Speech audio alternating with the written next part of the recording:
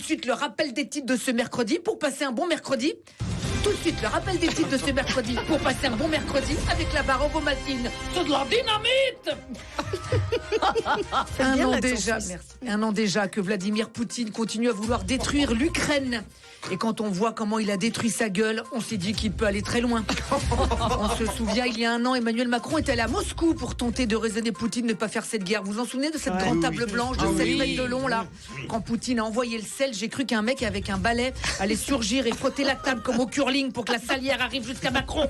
En fait, Poutine a inventé la réunion Zoom, mais sans ordinateur et en présentiel.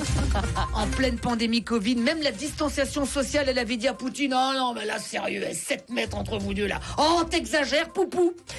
Hier soir, c'était le début de la nouvelle saison de Koh-Lanta, avec ce fameux générique. Ah oui, dont je vous rappelle les paroles. Aïe, aïe, aïe, aïe, aïe, aïe, aïe. Encore un coup des Allemands, ça, aïe, aïe, aïe, aïe, aïe. Bon, on espère juste que cette saison sera meilleure que celle d'il y a 2 ans, où des participants avaient triché en se faisant livrer à bouffer. Tu te souviens là? Contrairement aux candidats, moi j'étais resté sur ma faim. Et pour l'instant, dans cette saison, le seul qui déguste vraiment, c'est Denis Brognard. Nouvelle épreuve cette année dans Koh-Lanta, l'épreuve des gros mots. C'est comme l'épreuve des poteaux, mais là faut tenir le plus longtemps possible sans rien dire en se faisant insulter par Denis Brognard. Oh purée, ça va être dur, ça va être dur. Bon, moi j'ai vu les premières minutes de l'émission hier soir. Bonsoir Maëlle, bonsoir Denis. Alors vous êtes une connasse. Oh putain, il a ripé, dis donc, voilà. Ah, dis donc, après il nous faisait une phrase complète sans insulte. Allez Denis, tu peux le faire, tu peux le faire.